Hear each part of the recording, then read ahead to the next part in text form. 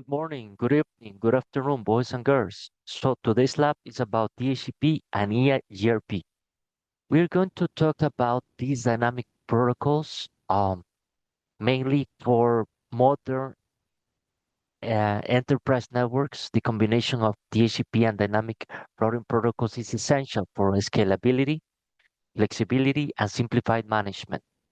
So there is some errors in the lab that we're going to add on purpose and then fix them.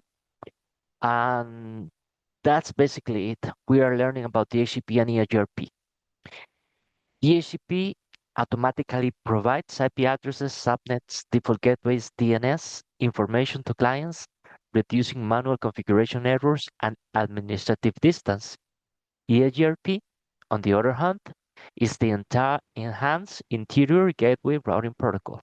It allows routers to share routing information dynamically, ensuring that all networks are reachable and that there is an optimal path being utilized, that the optimal paths are used. So let's start with this diagram. Let's analyze it. We are router 1 over here, router 2 over here. We have the internet service provider, the ISP, and they're receiving a loopback. There is a loopback to emulate the connection to the internet from the internet service provider, and these computers, they're going to have DHCP enable, DHCP for both computers. That's pretty much the lab. We are adding a little bit of configuration the switches, switch 1 and switch 2. Um, there is on static routes to connect the ISP with the local area networks, and that's pretty much. So let's take a look at the objectives that we have for this lab. Configure, let me just write those there. Let me look for a highlighter. Configure DHCP services in router 1 and the multiple LANs. DHCP addresses allocation for the PCs, EIGRP on R1 and R2. Some connectivity for the internet service provider, the router for the ISP. DHCP bindings, end-to-end communication, and some troubleshooting. Um, we will perform troubleshooting if devices do not receive the IP or routes. So that's the lab. Let me just return to the colors that we have before. Let's erase the board. Let's start working on this. So I'm going to use a packet tracer lab. You're going to use the one that is init or initial configuration. That's the one that you will use. I'm using the completed version because I want to leave both the completed and the initial versions so you can have them. It will take a couple of minutes or seconds so the lab finally loads, but you're going to see that it's pretty easy and straightforward. So first thing we do, there is a file with the configurations. We just double click on it and you will see that it's quite easy. First thing I do is to copy the whole configuration for router 1. Just going to copy this configuration there. Let's do an enable config T and let me just paste it there. Now I want to see if there is an error on those configurations. It doesn't look like it. Everything seems alright. Before doing the show commands, let's configure the rest. Let's configure router 2. Let me go ahead and add enable config T and let's just paste the configuration and let's do a 2WR. Now here I want to validate something with show IP protocols. You will see there is actually an extra network and we added that on purpose. We are going to remove that. How do we do it? Config T, router EIGRP 100. That's the autonomous system for EIGRP. No network, 192.168.30.0. And usually we need to remove the mask as well. Yeah, that's pretty much what we need to do. That interface, we need to remove the IP address. So we go to interface FA is actually gigabit 00, no IP address, and it was 192.168.30.1/24. Let's do an exit, do WR, and that's what we need to fix there. In fact, I'm just going to leave it like it is. So you can do the same with me. You learn how to remove a route from EIGRP that is not required in our network, how to remove an interface that is not required in our network, and you will learn this. Let's go ahead and continue with the ISP. I'm going to add the whole configuration. I just copy this from the Word document, enable config T, and I paste it there. Let's do a 2WR. And now, what are we missing, boys and girls? The switch, we need to copy the configuration for switch 1. Same process, enable config T. And we will validate later on what kind of configuration are we adding to the device. We will look into that in a moment, but I just want to finish with switch 2. Switch 2. Enable config T. Let's just paste it there. And in the switches, what kind of configuration are we adding in those switches? Let's take a look. Here I have the Word document, and we are adding just the access port. So we gain DHCP address connectivity for the end devices. In fact, if we go there to the PCs and we click in the DHCP option, you will see the IP addresses coming along on their way. It will take a few seconds, but look at that. Pretty easy, right? Now, what else do we have in this router? Let's do show run, the ISP. We only have the IP information for the interface that is connected to router 2. We have the default routes to get to the different networks, but this one, we need to remove it because it doesn't exist. So once again, we do no, we paste the command and do WR, and let's do the same. Let's do show run. You can see now we have the correct information. Are we able to pin the end devices? Yes, they should be working like a charm. Great. How do we do the tests to get to those devices? Well, we do a ping to the 192.168.20. Let's validate that. It's 20.11 and then 10.11. And there you go. Same thing if we want to reach the interface for that ISP. We go here, we go to the command prompt, we do a ping to the 10.2.2.2.2 and successful. Is working great. Now, what are some of the commands that we need to figure out for troubleshooting? Show IP route is one of those, show IP protocol and show IP route. But I want to show you something important as well. What did we configure? We configured the interfaces, we configured the EIGRP, but we also configure the show run DHCP. In fact, it's not here. So let's go to router 1 and it should be there. Show run.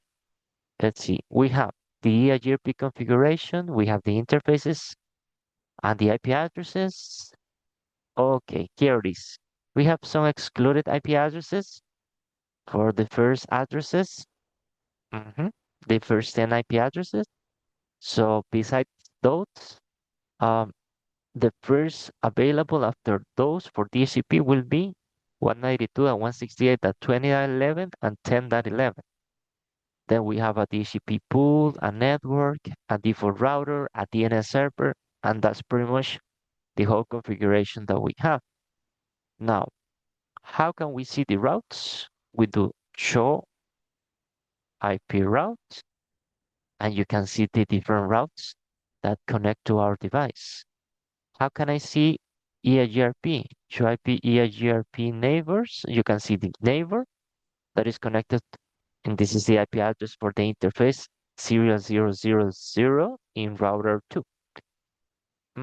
What if we want to look at the protocol configure? Should I be protocol? Should I be Shopee protocols will give us information of the protocol that was configured. What else can we do? We see the internal administrative distance, external, we see the key values, the autonomous system, the maximum path, the hop count, the variance, auto summarization is disabled. You see the available networks, the routing for networks, and the administrative distance that is leading the way to get to 10.1.1.2. Okay, this is internal and this is external administrative distance. Which other command can help us troubleshoot a problem? Show IP interface brief, and you can actually see if these interfaces are up and functioning correctly, if there's a problem with the protocol itself, if some information, for example, some IP address is incorrect and we need to add the correct IP address to the network. That's pretty much what we are learning here. Let's do a ping to the internet. In this case, it is the loopback IP address is 200.200.200.1, and there you go. We can reach the internet. That IP address is a loopback that we configure, and it's representing the internet service for our ISP or internet service provider. Let's validate again the whole configuration with the show run command. And you can see the EIGRP configuration, the interfaces IPs, and the functionality of those effectively, and the DHCP pool. You configure the excluded IP addresses. After adding the DHCP pool, we have one for LAN 1 and one for LAN 2. So this is the network for the LAN 2, and this is the network for LAN 1. Okay, now how do we know which LAN is which? That's a big question. So if we go here, this is 10.1, so this will be, in fact, LAN 1. So we can do the following. Let me just add a square, but in this case, I'm going to add some color to it. Let me just add some color. I think this will work. So this will be one of the LANs, and let me change the color. Let's do a pink, and let me add this here. Great. Now, next thing we do, we have to identify those networks. So give me just a moment. Hopefully I will do it. This will be, in this case, LAN 1, and this will be LAN 2. Okay, and if we see here, this one actually has the 10.11, which was specified for LAN 2.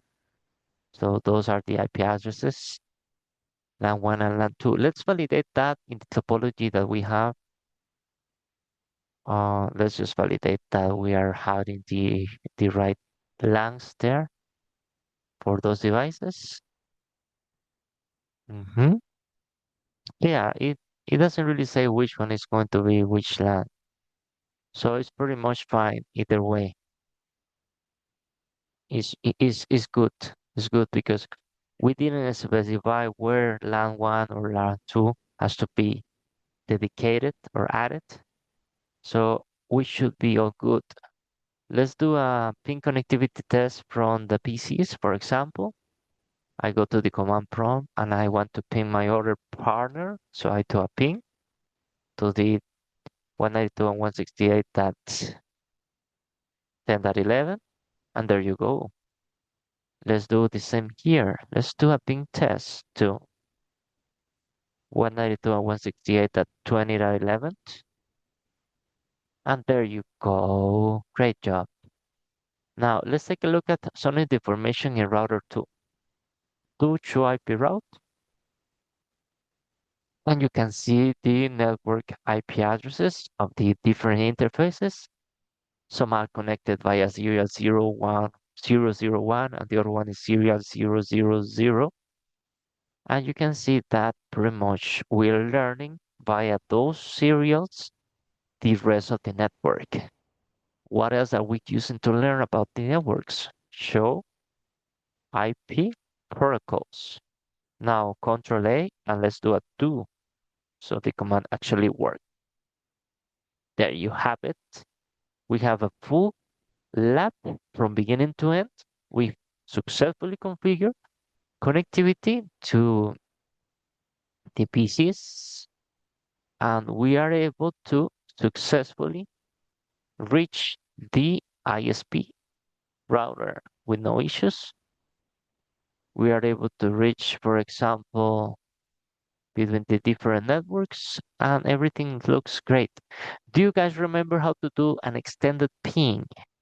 For example, if I want to do an extended ping from here, let me see if I can do it.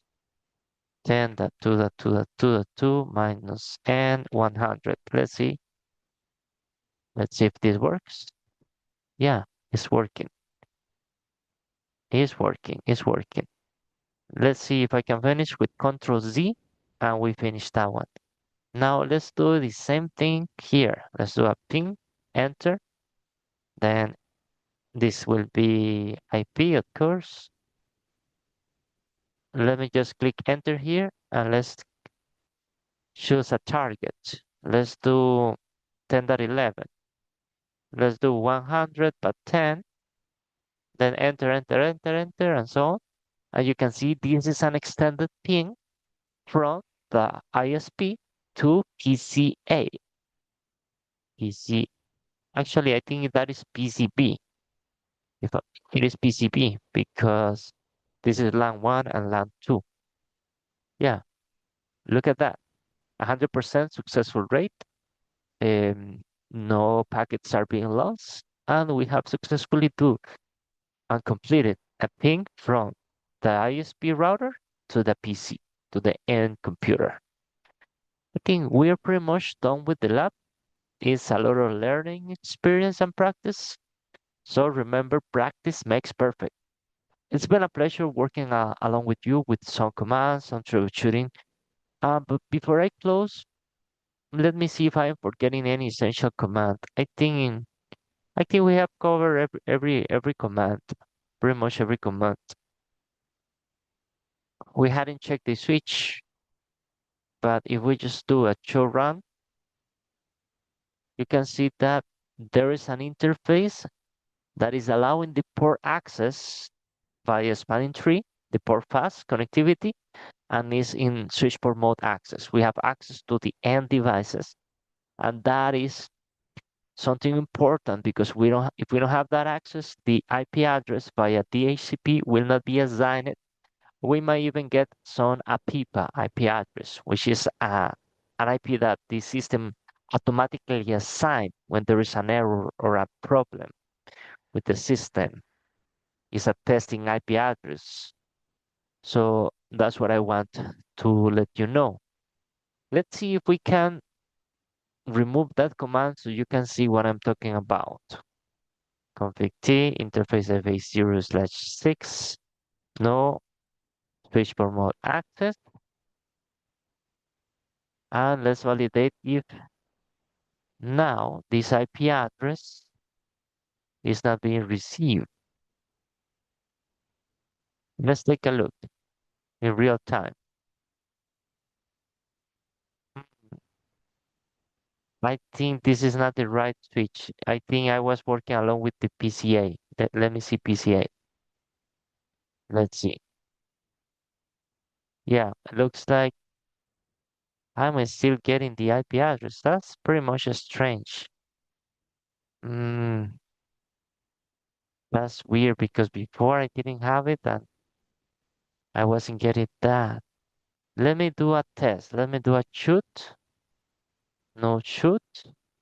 we're in switch 2, so it should be the PCB that is not going to receive the IP address. Let's see. No, looks like we are still receiving the IP address, but maybe there is a bug in packet tracer or something like that, because after that we were not supposed to receive any information. Switch port mode access. Let's do a 2WR here.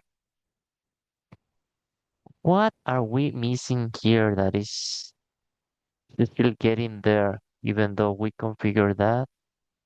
What happened if we power off this interface, gigabit 00? Let's do that. Let's power off that one and let's see if we get any errors there. I'm trying to get the APIPA error on purpose. And there you have it. The APIPA is being used and there is a problem with the system. There is an error that we are encountering. How do we fix it? Very easy. We go to the CLI and we do instead of a shoot down, we do a not shoot, and it should be coming right back up in a moment. Let me go ahead and validate static DHCP. It will take a moment to finally converge. Let's just wait for a moment until we have full connectivity and convergence. Let's validate again and let's see if we get it. If not, there might be a problem with the interface. Oh, there you have it. It's finally working. Great. So let me save this lab and I will share this video with you guys. I will share the documents and you will have all this information so you can move along with me, working along with me. Everything that I have done in this class should be fully aligned with the documents I will share with you. So I see you at the top of success and until next class, remember practice makes perfect.